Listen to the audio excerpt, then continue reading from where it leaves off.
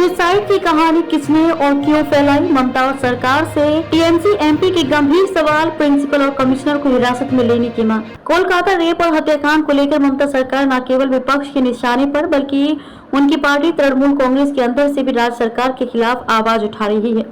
Party के ही राज्यसभा सांसद सुखेंदु शेखर ने 2 दिन पहले ही ममता बनर्जी के फैसले पर सवाल खड़े करते हुए कहा था कि उन्होंने प्रिंसिपल संदीप घोष को हटाने में देरी क्यों की। अब उन्होंने पुलिस कमिश्नर और आरजीकर मेडिकल कॉलेज के पूर्व प्रिंसिपल पर सवाल उठाए हैं। एक्स पर लिखे पोस्ट में सुखेंदु शेखर ने लिखा कि सीबीआई को निष्पक्षता से काम करना चाहिए, पूर्व प्रिंसिपल और पुलिस कमिश्नर को हिरासत में लेकर पूछताछ करनी चाहिए ताकि पता चल सके कि आत्महत्या की कहानी किसने और क्यों फैलाई। हॉल की दीवार क्यों गिराई गई? संजय रॉय मुख्य आरोपी को इतना शक्तिशाली बनाने के लिए किसने संरक्षण दिया? 3 दिन बाद खोजी कुत्ते का इस्तेमाल क्यों किया गया? ऐसे सैकड़ों सवाल हैं, उन्हें बोलने के लिए मजबूर करें।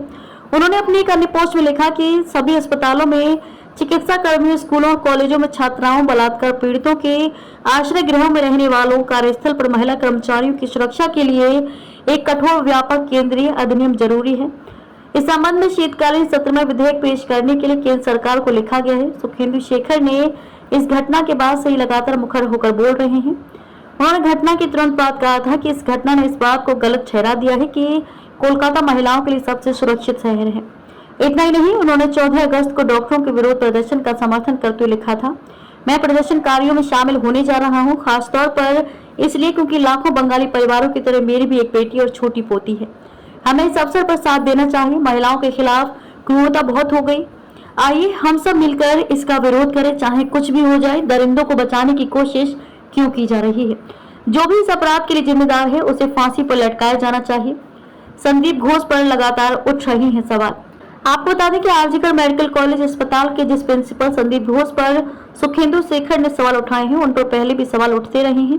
सीबीआई की टीम संदीप घोष से कई घंटे तक लगातार पूछताछ कर चुकी है। इससे पहले कोलकाता हाईकोर्ट ने भी संदीप घोष को कड़ी फटकार लगाई थी। मुर्शिदाबाद मेडिकल कॉलेज अस्पताल के उपाधीक्षक अख्तर अली ने संदीप घोष पर कई विस्फोटक आरोप लगाए हैं। अख्तर अली ने कहा कि संदीप घोष से गंदा आदमी मैंने अपने जीवन में नहीं देखा है। बहुत ही करप्टेड आदमी है। स्टूडेंट्स को फेल करना, हर चीज में 20% कमीशन लेना, मतलब आरजीकर में जो भी काम होता था, पोस्टिंग हो, हाउस स्टाफ शिफ्ट हो, हर जगह वे पैसा खाता था। कई छात्रों को शराब पिलाता था। अख्तर अली ने कहा कि संदीप घोष ने माफिया राज फैला रखा था। उसकी सिक्योरिटी के लिए 20 आदमी रहते थे। मैंने फिल्म स्टार को बाउंसर लेकर चलते हुए देखा है, लेकिन किसी मेडिकल कॉलेज के प्रिंसिपल को अपनी जिंदगी में नहीं देखा। वे बहुत पावरफुल हैं। मैंने साल 2023 में उसके खिलाफ शिकायत की थी, लेकिन उसका कुछ नहीं हुआ। डॉक्टर के साथ अस्पताल में हुई थी हैवानियत। आपको बता दें कि 8-9 अगस्त को कोलकाता के आरजीकर अस्पताल के सेमिनार हॉल में एक महिला डॉक्टर के साथ हैवानियत हुई थी। सरकारी आरजीकर मेडिकल कॉलेज और अस्पताल में ड्यूटी पर तैनात 31 वर्षीय पोस्ट ग्रेजुएट रेजिडेंट डॉक्टर का 8-9 अगस्त की रात कथित तौर पर यौन उत्पीड़न किया गया। वह बेहोशी की हालत में सेमिनार हॉल में मिली थी। उसे तुरंत डॉक्टर के पास ले जाया गया, लेकिन इलाज के दौरान उसकी मौत हो गई। उसके शरीर पर कई चोटों के निशान थे। इस मामले की पोस्टमार्टम रिपोर्ट भी सामने आ चुकी है, जिसे पुलिस ने पीड़िता के परिवार को सौंपा था। इस रिपोर्ट में हत्या से पहले की प्रकृति और सेक्सुअल पेनिट्रेशन की बात कही गई।